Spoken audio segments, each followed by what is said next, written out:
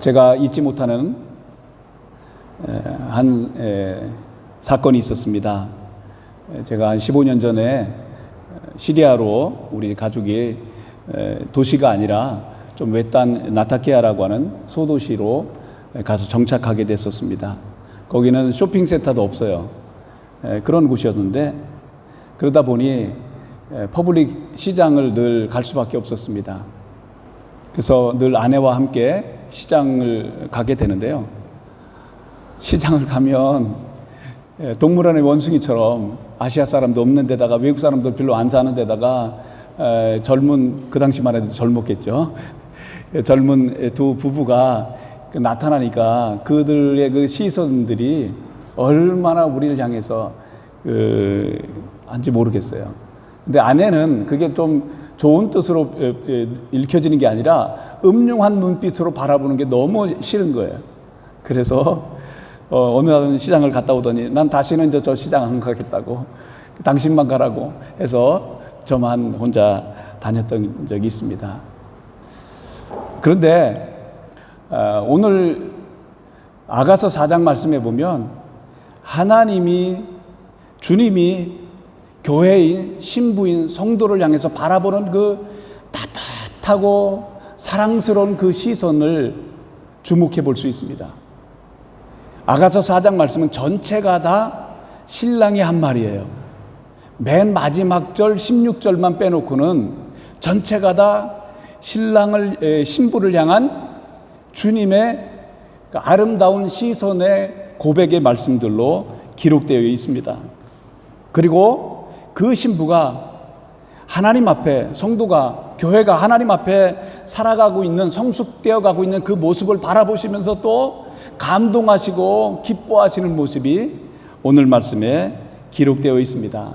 특별히 오늘 말씀에 처음으로 나의 누이, 나의 신부야 라고 말씀해 주고 있어요. 그동안은 내 사랑이라고 말씀하셨는데 이제 결혼을 하고 나면 호칭이 바뀌지 않습니까? 창원씨 그러다가 결혼하고 나면 여보 이렇게 하는 것처럼 나의 누이, 나의 신부야 라고 말씀해 주고 있어요. 나의 누이란 말은 아마 술라미 여인이 솔로몬 왕보다는 연상이었던 것 같아요. 우리로 적응해 본다면 예수님은 우리 주님 안에서 형제됨을 나타낸 호칭이라고 볼 수도 있고요. 그리고 나의 신부야 라고 말씀해 주시는 거예요. 그건 얼마나 아름다운 귀한 고백인지 몰라요. 하나님께서는 유일하신 신부가 하나가 있는데 그것이 바로 저와 여러분들인 교회를 향한 주님의 고백인 겁니다. 그래서 이 아가서 4장 말씀을 잘 읽다 보면 처음에는 어렵게 보이지만 이 한 절만 해결되면 그래도 쉽게 이해할 수가 있습니다. 6절 말씀인데요. 6절 말씀에는 문맥에서 쭉 나가다가 신부를 칭찬하는 모습이 나오는데 갑자기 6절 말씀이 나와요. 그런데 참 독특한 표현이 나옵니다. 근데 이것을 이해하고 나면 전체를 다 이해할 수가 있습니다. 6절 같이 한번 보겠습니다. 시작. 날이 저물고 그림자가 가기 전에 내가 모략산과 유황의 작은 산으로 가리라. 이렇게 말씀하고 있는데요. 날이 저물고 그림자가 가기 전에, 밤이 오기 전에 내가 너에게로 가겠다라고 말씀하시는 거예요. 근데 우리에게로 오시는데 그 오시는데 어디를 거쳐와요? 두 산을 거쳐 오신단 말이에요. 그것이 하나는 모략산이고 하나는 유황의 작은 산이에요. 이 모략산이 너무 크다 보니까 상대적으로 이 부활의 동산은 이 유황의 작은 산으로 표시되고 있는 모습을 보게 됩니다. 여러분들 그거 아시죠? 예수님이 이 땅에 오셨을 때 동방에 있는 박사들이 와서 예수님에게 3가지 선물을 줬습니다. 뭐 줬죠? 황금과 유황과 몰약을 선물로 줬단 말이에요. 그냥 집에 있는 거 아이고 예수님한테 가니까 뭐 하나 가져가야지 그렇게 싼 게 아니에요. 다 준비해서 갔는데 이게 다 계시적이란 말이에요. 하나님의 뜻을 나타내고자 했던 거예요. 이것을 통해서 황금이라고 하는 것은 왕됨을 표시하는 것이고 메시아임을 표시해 주는 것이고, 그 다음에 몰약은 언제 사용하는 거죠? 몰약하면 언제 사용하냐면 죽음 장례식에 관에다가 풀어놓는 겁니다. 그래서 십자가를 상징하고 있는 거예요. 그리고 유향은 가장 비싼 향 가운데 하나인 겁니다. 그래서 이렇게 설명해 볼 수 있습니다. 몰약산을 지나가시는데 이것은 장사를 예비하는 것이라고 말한다고 한다면 십자가의 산을 거쳐서 우리에게 오시는 거예요. 십자가가 없는 기독교는 기독교로서의 가치가 없습니다. 두 번째로는 이제 유황의 작은 산인데 예수님은 죽으시고 부활하셔서 하나님께 아름다운 향기로 드려진 분이신 겁니다. 그래서 제사를 완성하신 분이 바로 예수님이에요. 소제 아시죠? 제사 중에서 소제는 감사 제사예요. 하나님께서 우리의 모든 제사를 받아주신 것을 감사해서 드릴 때 소제를 드리는 거예요. 근데 소제를 드릴 때는 곡식을 빻아가지고 거기다가 기름과 유황을 섞어서 드려지는 거예요. 이것은 예수 그리스도께서 우리를 위해서 죽으심으로 말미암아 또한 죽으실 뿐만 아니라 부활하셔서 우리를 완벽하게 구원하실 놀라운 십자가와 부활을 상징하는 말인 겁니다. 그러므로 우리 기독교에서 가장 중요한 것은 예수 그리스도의 십자가인 겁니다. 십자가를 알지 못하면 예수 사람이 아닌 겁니다. 또 부활을 알지 못하면 예수 사람이 아닌 겁니다. 예수님이 왜 죽었는지, 예수님이 왜 부활하셨는지, 로마서 4장에 있는 말씀처럼 그분은 우리의 범죄함 때문에 내어줌이 되고 우리를 의롭다 하기 위해서 살아나셨다라고 말씀했습니다. 아멘. 예수님은 저와 여러분들의 모든 죄를 지시고 우리를 위해서 우리의 범죄 때문에 죽어주신 거고 십자가에 가신 것이고, 또한 그분이 살아나신 것은 우리를 죄악 가운데서 구원하셔서 부활의 첫 열매가 되셔서 우리 예수 믿는 우리에게 이런 놀라운 영광의 부활이 있은 것을 알게 하시려고 예수님이 십자가에서 부활하셨음을 알게 됩니다. 그렇기 때문에 사탄은 이 십자가를 감추려고 하는 것이고 이 부활을 감추려고 하는 거예요. 그거 아시죠? 무슬림의 꾸란에 보면 예수님에 대해서도 기적사건도 얘기하고 동정녀 탄생도 기록되고 있습니다. 그런데 꾸란에는 뭐가 없어요? 예수님께서 십자가에 달린 것까지는 아는데 예수님이 죽으신 것을 거짓이라고 얘기하고 예수님이 부활하지 않았다라고 말하는 겁니다. 이것을 빼면 예수님이 이 땅에서 성인이셨고 너무 멋있는 삶을 살았다, 이거 아무런 의미가 없는 겁니다. 예수님이 우리를 위해서 죽으시고 예수님이 우리를 위해서 살아나셨다고 하는 사실을 믿음으로 받아들일 때 구원을 얻는 겁니다. 아멘. 이 사실을 깨닫게 되면 예수님의 십자가의 사건, 예수님의 부활의 사건이 얼마나 감사하게 느껴질지 모릅니다. 제가 어렸을 때 들었던 말씀인데요, 예전에는 세례를 받으려면 목사님이 한 사람 한 사람 부르다가 뭐를 했는 줄 아세요? 문답을 했어요. 그 문답을 할 때 이제 할머님이 교회를 오래 다니니까 할머니도 세례를 받고 천국 가셔야 됩니다. 그러니까 며느리가 목사님이 물어볼 거니까 그 대답을 이렇게 하시면 된다고 가르쳐 줬습니다. 만약에 목사님이 예수님이 왜 십자가에 죽으셨습니까? 라고 물으면 내 죄 때문에 죽었어요 라고 대답하라고 가르쳐 줬습니다. 그랬더니 목사님이 실제 서서 물어봤습니다. 할머님, 예수님이 왜 십자가에서 죽으셨죠? 그러니까 우리 며느리 죄 때문에 죽었대요. 그렇게 대답했다는 겁니다. 물론 며느리 죄 때문에 죽은 거 맞아요. 그렇지만 예수님이 왜 십자가에 죽으셨습니까? 나의 죄 때문에. 그가 달림은 나의 허물 때문에. 그가 십자가에서 찢기신 것은 나의 죄악 때문에. 그래서 내 모든 죄를 지시고 죽었기 때문에 예수님이 죽는 것은 내가 죽는 것이고, 예수님이 장사 지낸 것은 내가 장사 지내는 것이고, 예수님이 무덤에 갇히는 것은 내가 갇히는 것이고, 또 예수님이 무덤에서 부활하셨을 때 나도 예수님과 함께 부활하는 것인 줄로 믿습니다. 그러므로 이 놀라우신 사실을 받아들일 때 우리의 삶이 놀라운 하나님의 축복을 경험하게 될 줄로 믿습니다. 그렇습니다. 예수님은 우리 교회를 향해서 다가오실 때 이렇게 십자가와 부활을 통해서 우리를 만나 주셨습니다. 그리고 우리를 낳아 주신 겁니다. 그렇기 때문에 이 새 생명 안에서 태어난 예수 믿는 우리는 주님의 눈에 보일 때 얼마나 사랑스러운지 몰라요.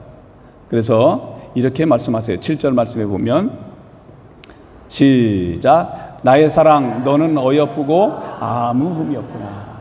예, 주님이 믿는 우리에게 이렇게 말씀해 주세요. 너는 내 사랑이다 라고 말씀하면서 너는 어여쁘다, 아름답다, 그리고 아무 흠이 없구나 라고 그렇게 말씀하세요. 근데 여기에 보니까 콜이라고 하는 원어가 빠졌습니다. 우리 해석에서는 이렇게 해석해 볼 수 있습니다. 나의 사랑 너는 모두가 어여쁘고 아무 흠이 없구나, 이렇게 말씀하고 있는 거예요. 이 땅에서 가장 아름다운 것은 새 생명이 태어나는 겁니다. 그죠? 가정 안에 한 아이가, 자녀가 태어났을 때 그 모습이 얼마나 아름답습니까? 그가 옹알이하는 것도 너무너무 아름답고 사랑스럽고, 그가 일어서는 것도, 넘어지는 것도, 그리고 심지어는 부모들은 그 어린아이의 응가까지도, 그 냄새도 맛있다라고 하잖아요. 저는 별로 안 맛있던데 어쨌든 그렇다고 해요. 모두가 다 볼 때, 어머님은 그 사랑으로 볼 때 그 자녀가 너무너무 사랑스러운 거예요. 마찬가지예요. 이렇게 표현해 볼 수 있습니다. 머리부터 발끝까지 너는 정말 너무너무 아름다운 사람이다. 하나님께서 믿는 우리를 보실 때 그런 눈으로 우리를 보신다는 거예요. 이런 것을 우리가 인식하면 우리의 자존감이 회복될 수밖에 없는 겁니다. 너는 정말 무엇을 하든지 내가 볼 때 너무너무 아름다운 존재야. 하나님이 우리를 향해서 늘 화나게 계신 분이 아니란 거예요. 연약함이 있으면 회개하면 돼요. 주님은 언제나 사랑의 눈으로 우리를 바라보고 계심을 잊지 말아야 될 줄로 믿습니다. 그리고 아무 흠이 없다라고 말씀했습니다. 얼룩이 없다, 오점이 없다, 결점이 없다, 이렇게 말해 볼 수 있는데 이것은 마치 이런 것이죠. 제가 어렸을 때는 시골에 눈이 참 많이 왔는데 시골이 얼마나 더러워요. 시골에 보면 뭐 집에서 내려가는 시궁창이라 그러나요? 그런 것도 너무 냄새가 많이 나고, 그리고 가다 보면 소가 똥을 싸는 것도 있고 뭐 그렇잖아요, 시골에. 그런데 눈이 오고 나면 모든 세상이 다 깨끗하게 보인단 말이에요. 예수 그리스도의 보혈의 피로 우리를 씻음 받은 하나님의 사람들은 주님이 보실 때는 다 그렇게 보신단 말이에요. 그리스도의 보혈 아래 있는 사람들은 다 주님께서 볼 때 너는 나의 완전한 자야라고 주님 말씀하시는 거예요. 그러므로 그 시선을 우리가 알게 된다면 날마다 주님 앞에 당당하게 나아갈 수 있는 은혜가 있을 줄 압니다. 이렇게 주님께 돌아온 하나님의 사람들을 바라보실 때 더 구체적으로 이렇게 표현하고 계세요. 자, 보세요. 머리끝부터 발끝까지 아름다운 사랑스러운 존재라고 말씀하시는데 그 마음을 인식하시면서 1절 말씀 한번 읽겠습니다. 시작. 내 사랑 너는 어여쁘고도 어여쁘다. 너울 속에 있는 내 눈이 비둘기 같고 내 머리턱은 길르앗산 기슭에 누운 염소떼 같구나. 예. 내 사랑 너는 어여쁘고도 어여쁘다. 예, 어여쁘고도 어여쁘다. 그냥 아름답다 이게 아니라 아름답고 또 아름답다. 우리 아랍어로 표현하면 엔티 헬루에 기딴 여긴 기딴이래. 쥐딴인데 원래 기딴이라고 그러더라고요. 여긴 발음이 엔티 헬루에 키티르 그런 거예요. 너무너무 아름답고 너무너무 사랑스럽다는 거예요. 부모는, 자녀를 키운 부모는 이 말의 의미를 압니다. 하나님의 자녀인 우리를 향해서 하나님께서 너는 이렇게 예수님 안에 있는 예수 그리스도의 보혈의 피로 씻음 받은 새로운 피조물 된 우리를 바라볼 때 이런 눈으로 주님은 우리를 보신다는 거예요. 뭐가 아름답다라고 말씀하시죠? 눈이 비둘기 같은데 베일 속에 가려져 있는 너의 눈을 바라보니까 너무너무 아름답게 보여진다. 그리고 머리털은 길르앗산 기슭에 누운 염소떼 같구나. 그죠?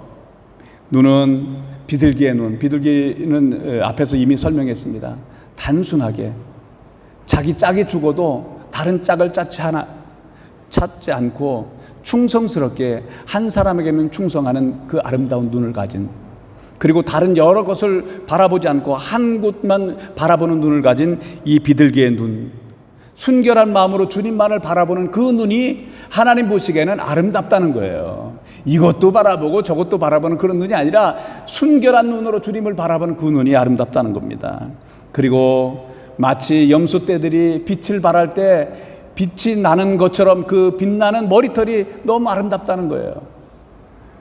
그리고 2절에 보면 같이요. 시작. 내 이는 목욕장에서 나오는 털 깎인 암양 곧 새끼 없는 것은 하나도 없이 각각 쌍태를 낳은 양 같구나. 내 입술은 홍색질 같고 내 입은 어여쁘고 너울 속에 내 뺨은 석류 반죽 같구나. 예.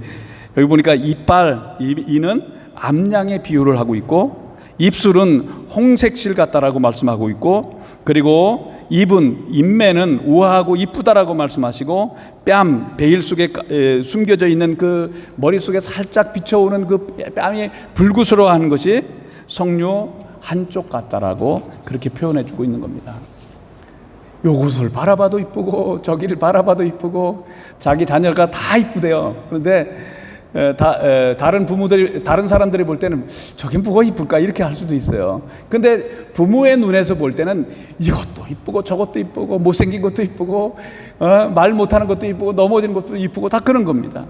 자, 4절에는 목에 대해서도 말씀하고 있고, 4절이요. 시작. 내 목은 무기를 두려고 건축한 다윗의 망대 곧 방패 1000개 용사의 모든 방패가 달린 망대 같고, 내 두 유방은 백합화 가운데서 꼴을 먹는 쌍태 어린 사슴 같구나. 예, 목 다윗의 망대 같은 우아한 모습을 표현해 주고 있고, 두 가슴은 한 쌍의 새끼 사슴 같다라고 표현해 주고 있습니다.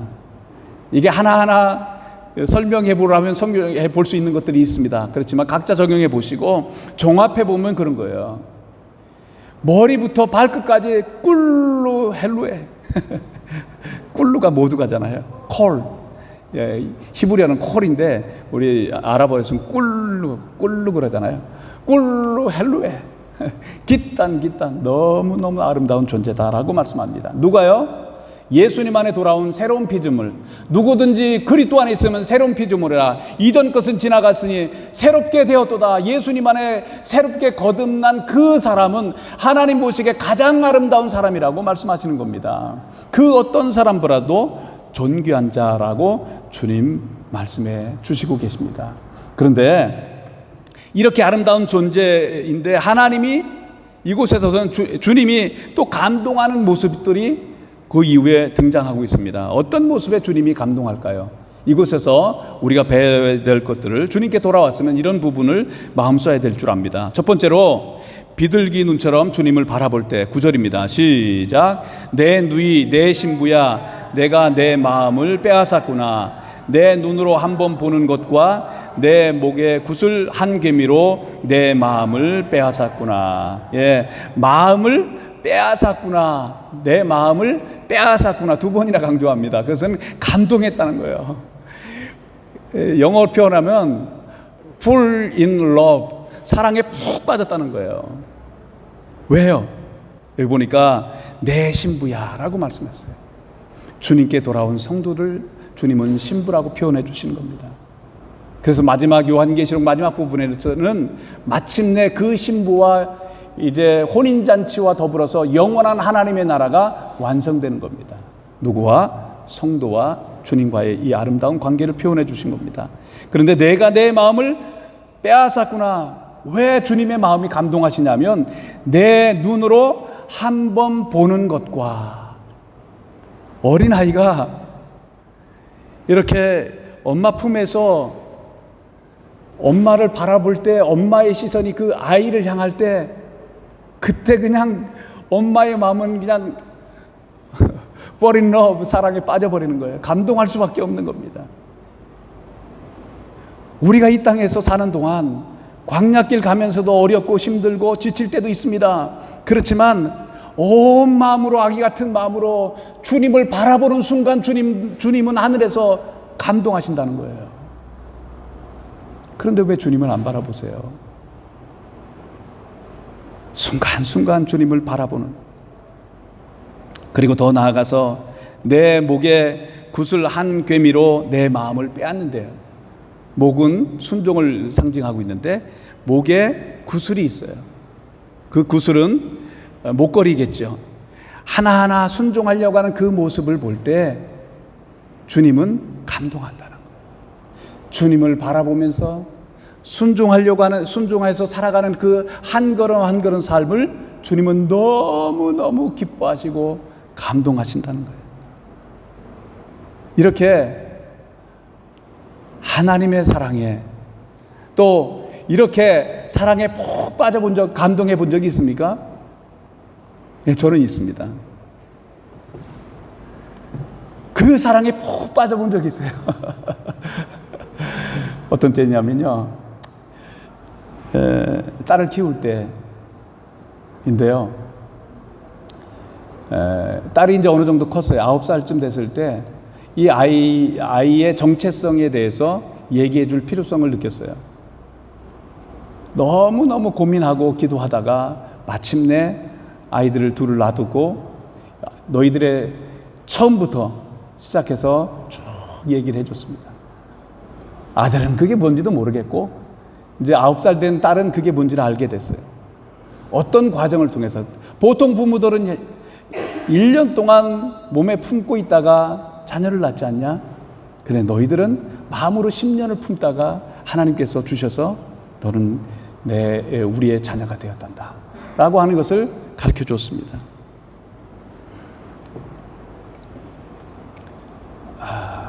근데 딸은 그게 뭔지를 알고 있더라고요. 근데 아들은 그건지 뭔지는 몰라요. 괜찮냐니까 괜찮대요. 그러면서 막 또 뛰어놀았습니다. 근데 그 다음 날 아침이 됐습니다. 아침이 됐는데 뭐가 밖에서 딸깍딸깍 소리가 나요.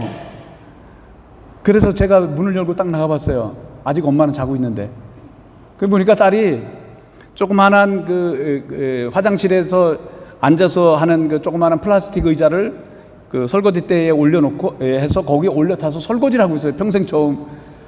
야, 너 뭐 하냐? 그러니까 설거지를 한대요. 그러면서 그 딸이 나를 바라보는 그 눈길 한번, 저는 그 눈길을 지금까지도 잊지 못합니다.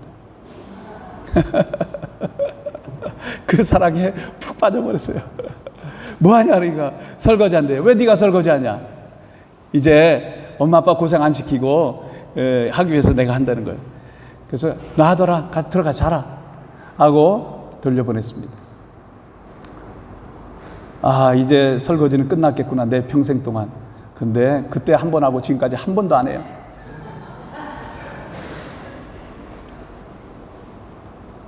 그렇게 그 아이가 아빠를 바라보는 그 눈길 한 번, 그리고 아빠를 좀 사랑해 주고 싶어서 고마워서? 모르겠어요. 잘. 왜 그런지는 잘 모르겠어요. 왜 그랬는지 한 번도 물어본 적은 없어요. 그런데 그렇게 순종하려고 했던 그것에 여기 보니까 하나님의 마음을 빼앗겨 버렸답니다. 우리가 주님을 아기 같은 마음으로 바라보면서 주님이 마음 주신 것, 조그마한 것 순종해서 하나 할 때 하나님께서 얼마나 그것을 기뻐하시는지. 위대한 일은 한 영혼을 사랑하는 것이고, 하나님을 위해서 위대한 일은 하나님께 주신 마음을 따라서 자그마한 것 하나 순종하는 것입니다. 그 자그마한 것이 때로는 바와을 섬기는 일이 될 수도 있습니다. 그 하나님 섬기는 겁니다. 때로는 난민들을 섬기는 일이 될 수도 있습니다. 때로는 지쳐있는 내 육신의 형제를 섬기는 일이 될 수 있습니다. 그리고 힘들어하는 아내를 섬기는 일이 될 수 있습니다. 그것이 말로 될 수도 있는데, 이런 것 하나하나를 하나님은 기뻐하신다는 거예요. 주님을 아기같이 바라보시면서 날마다 주님의 마음을 따라서 순종해 보십시다. 감사함으로 순종해 보십시다. 그러면 주님이 우리를 향해서 늘 기뻐하시고 복의 복을 더해 주실 줄로 믿습니다. 이렇게 주님께서 감동하시는 또 하나의 모습이 나오는데 10절 말씀입니다. 시작. 내 누이 내 신부야, 내 사랑이 어찌 그리 아름다운지 내 사랑은 포도주보다 진하고 내 기름의 향기는 각양 향품보다 향기롭구나. 여기 보니까 내 사랑이 어찌 그리 아름다운지, 내 사랑은 포도주보다 진하고, 세상의 어떤 것보다도, 어떤 기쁨보다도 주님이 제일 기뻐하는 것이 뭐예요? 주님을 사랑하는 거예요. 내 사랑이 어찌 그리 아름다운지. 주님은 우리를 얼마나 사랑하셨습니까? 너무너무 사랑하셔서 자기의 독생자이신 자기의 아들을 죽이시면서까지, 그 사랑은 가장 아까운 것을 주는 겁니다. 하나님 우리를 사랑하셔서 가장 존귀하신 그 아들을, 예수님을 우리를 위해서 주신 겁니다. 그 사랑을 받은 우리가, 그 사랑을 받았다면 우리도 그 사랑에 감동해서, 주님, 내가 마음 다하고 뜻 다하고 목숨 다하여 힘 다해서 주님을 사랑합니다. 일 잘하는 거 기뻐하는 줄 아세요? 하나님이요? 그건 두 번째입니다. 사람들은 큰 프로젝트 하면 좋아하는 줄 알아요. 아니에요. 하나님은 순결한 마음으로 주님을 사랑하는 것, 신랑의 신부의 가장 첫 번째 특징은 뭐예요? 신랑이신 주님을 사랑하는 겁니다. 사랑도 없이 하는 것 주님은 기뻐하지도 않아요. 내쳐버리고 싶다라고 말씀하시는 겁니다. 주님 앞에 그 사랑에 감동해서, 그리고 주님의 마음을 따라서 동일해요. 주님의 기름 부으심을 따라서 순종해 갈 때 주님은 너무너무 기뻐하십니다. 주님을 사랑하십시다. 성도 여러분, 주님의 신부이신 저와 여러분, 순결하게 나의 신랑 되신 주님 한 분만을 온 마음으로 사랑하다가 천국 가십시다. 그것이 가장 귀하고 아름답습니다. 교회가, 성도가 너무 사랑하는 게 많아요. 세상에 주님보다 사랑하는 게 너무 많습니다. 아니에요. 주님이 원하시는 것은 내가 나를 사랑하느냐, 오늘도 물으십니다. 그 사랑에 감동하시는 하나님이신 겁니다. 지난번에 한국 가니까 친구들 모임이 있었는데 한 자매 친구가 그렇게 말하더라고요. 야, 친구야, 요즘에 한국에 우리 같은 중년에 남자친구, 여자친구 한 명도 없으면 그건 바보라고 했는데 그게 정상이 아니죠. 한 사람 사랑하다가, 한 사람 기뻐하다가, 한 사람 섬겨가다가 그렇게 가는 것이 행복인 줄로 믿습니다. 넷을 얻어보세요, 다섯을 얻어보세요. 그것에 행복이 있는가요? 아니에요. 자기에게 주어진 그 사람, 내 신랑 대신, 내 주님 대신 주님 한 분을 전심으로 사랑하다가, 내 기름의 향기는 각양 향품보다 향기롭다. 내 기름의 향기는 각양 향품보다 향기롭다라고 말씀했습니다. 주님을 사랑할 때 성령님이 내 안에서 약동해주는 기름 부으심의 은혜가 있습니다. 그 주님의 인도하심을 따라서 한 걸음 한 걸음 순종해서 살아갈 때 그 모습에 주님은 감동하십니다. 많은 일을 할 때 하나님이 감동하시는 분이 아니세요. 주님 사랑하고 주님이 하라고 하는 그 일을 할 때 하나님이 기뻐하시는 겁니다. 나는 아무것도 원하지 않는데 어떤 사람이 나한테 큰 트럭을 나한테 갖다 준다고 해보십시오. 내가 기뻐하겠습니까? 그건 다 뭐 하라고요? 아니에요. 조그마한 것 하나지만 주님의 명하심에 순종하는 사람, 성령님의 기름 부으심에 순종해 주는 그 순종을 주님은 기뻐해 주는 줄로 믿습니다. 자, 11절 말씀해 보면 하나님이 또 기뻐하시는 모습이 나오는데요. 11절 시작. 내 신부야, 내 입에서는 꿀방울이 떨어지고 내 혀 밑에는 꿀과 젖이 있고 내 의복의 향기는 레바논의 향기 같구나. 내 신부야, 내 입에서는 꿀방울이 떨어지고 내 혀 밑에는 꿀과 젖이 있고, 그 신부의 그 입속에는 꿀방울이 떨어진대요.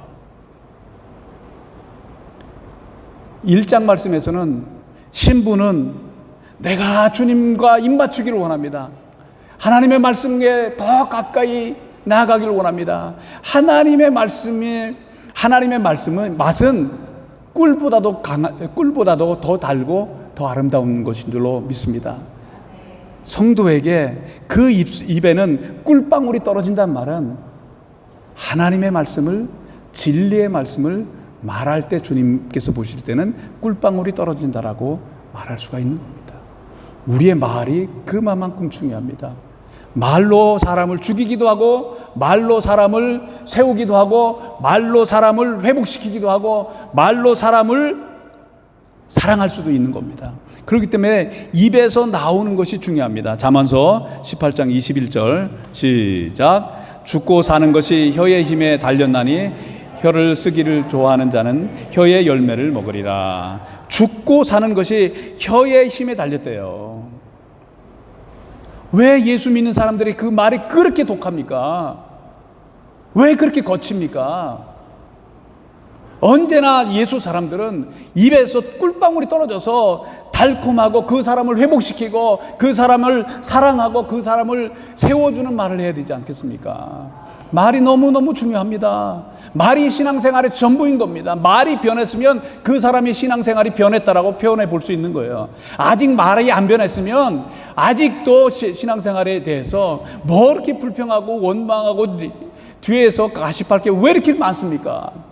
왜 교회 안에 그렇게 가십이 많아요? 교회 안에서 다 말로서 상처를 받는 거 아닙니까? 하나님의 말씀을 말하고 진리를 말하고 생명을 말한다면, 꿀방울이 떨어진다면 회복시키고 힘을 주고 세워주는 말을 해야 되는 거 아니겠습니까? 그래야 하나님이 기뻐하시는 것이라고 믿습니다. 제가 이걸 준비하다가 글을 하나 봤어요. 만약에 여러분들이 말을 하려고 할 때 이런 말이 나오거든 빨리 말을 그치래요. 쭉 읽어보니까 그럴듯해요. 이런 말이 튀어나오거들랑 내가 지금 말을 잘못하고 있다 하고 그치라는 거예요. 첫 번째로 기분 나쁘게 생각하지 말고 내 말 들어. 그럴 때 있잖아요. 그런 말을 하려고 하거든은 얘기하면 안 됩니다. 또 내가 이 말을 안 하려고 했는데 그러면 하지 말아요. 그때는 멈춰야 되는 거예요. 그리고 내가 말할 텐데 섭섭하게 생각하지 말고 들어. 그때도 그 말하면 섭섭하게 되는 거예요. 그러니까 그때는 멈추라는 거예요. 내가 할 말은 좀 해야 되겠어. 그럴 때 멈춰야 됩니다. 너에게 충고 한마디 좀 하자.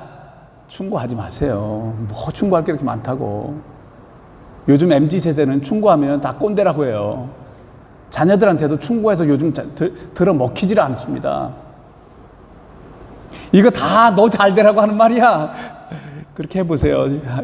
아이들은 절대 안 듣습니다.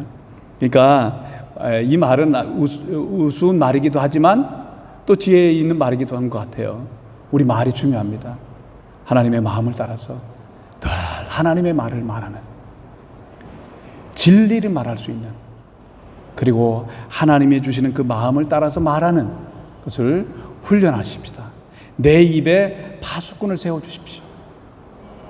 요즘에 제가 말에 대해서 아내하고 아이들 떠나고 나니까 말이 조금 더 격해진 것 같아요. 그래서 내가 안 해도 된 말을 그냥 아내한테 자꾸 하는구나. 안 해야 될 잔소리도 자꾸 하는구나. 이게 보니까 이게 통제가 풀렸구나 이런 생각이 들었어요. 다시 내 입술에 파수꾼을 세워야 됩니다. 안 해야 될 말은 안 해야 돼요. 또 해야 되는데도 또 안 하는 것도 답답하죠. 해야 될 말은 하세요. 사랑한다고 말하십시오. 사랑하기에도 짧은 인생인데 뭘 그렇게 아웅다웅하고 싸우면서 사냐고요. 서로 격려해 주자고요. 힘들잖아요. 다 여기 사는 게 얼마나 힘들어요. 서로 어렵잖아요. 하나님의 마음을 따라서 힘들지, 우리 더 힘내자, 더 함께 사랑하자, 그렇게 하면서 서로 사랑하면서 갈 때 하나님도 기뻐하십니다. 내 신부야, 주님의 신부 여러분, 내 입술에서, 우리 입술에서 꿀방울이 늘 떨어지는, 참 너무너무 말들이 아름답다, 저 말을 듣고 싶다 할 만큼 늘 하나님의 말씀을 말하는 우리가 되기를 주님의 이름으로 권합니다.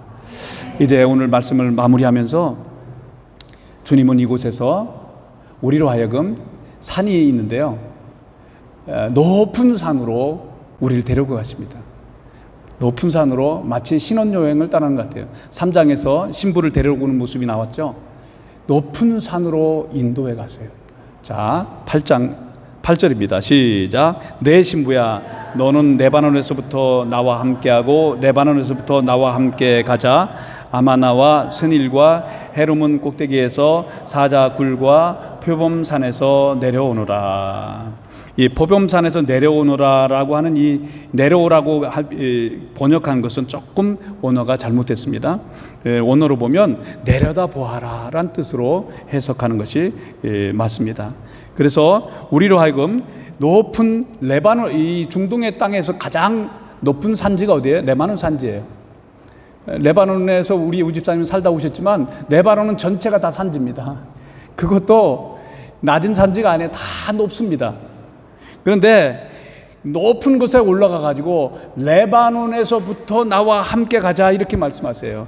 다시 레바논의 이 남쪽으로 내려오면 끝자락에 뭐가 나오냐면 헐몬산이 나와요. 자, 헐몬산 한번 보여주실래요?